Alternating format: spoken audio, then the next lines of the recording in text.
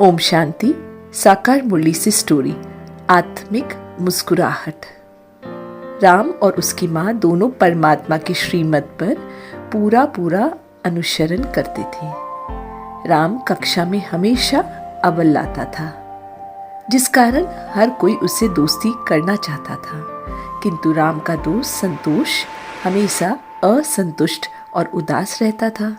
वह कक्षा में अव्वल आना चाहता था। एक बार राम अपनी माँ को बताता है कि माँ, मेरा मित्र हमेशा ही उदास रहता है। तब माँ ने कहा, बेटा, जैसे बाप तुम्हारा ज्ञान से श्रृंगार करते हैं, तुम्हें भी अपने मित्र और दूसरों का ज्ञान से श्रृंगार करना चाहिए। सारा दिन सर्विस करते हुए बाप का ज्ञान समझाओ, इसमें फिक्रात की कोई बात नहीं। राम ने कहा, माँ, मैंने अपने मित्र को समझाने की बहुत कोशिश की, परंतु ये नॉलेज कोटों में कोई ही समझ पाते हैं। माँ ने कहा, बेटा, परमात्मा दूर देश से आता है, ये सब नई बातें हैं। तुम कहते हो परमात्मा बिंदी मिसल है, तो सुनकर मूंझ जाते हैं। उन्होंने शास्त्रों में भी ये बातें सुनी ही नहीं है।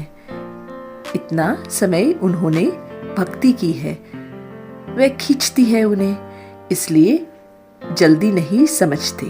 परंतु कोई ऐसे परवाने भी निकलते हैं जो कहते हैं कि बाबा, हम तो विश्व का मालिक जरूर बनेंगे। उसमें सब कुछ न्यौछावर करने की उछल आती है। तुम ऐसा करो कि अपने मित्र संतोष को घर पर बुलाओ। अगले दिन राम संतोष को घर पर बुलाता है।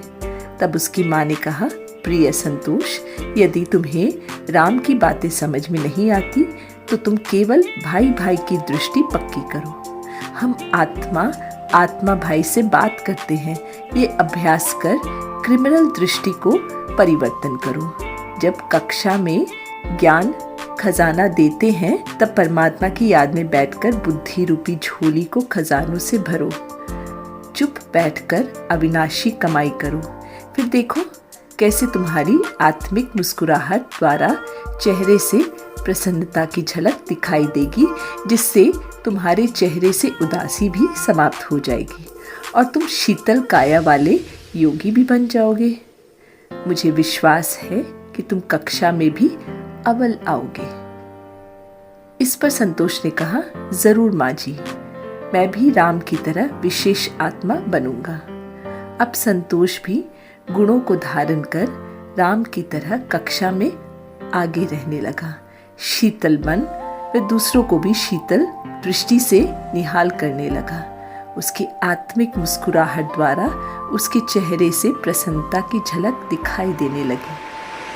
इस कहानी से हमें यह शिक्षा मिलती है कि आत्मिक मुस्कुराहट के द्वारा ही चेहरे से प्रसन्नता दिखाई देती है, जिससे ही विशेष आत्मा बनते हैं। अच्छा,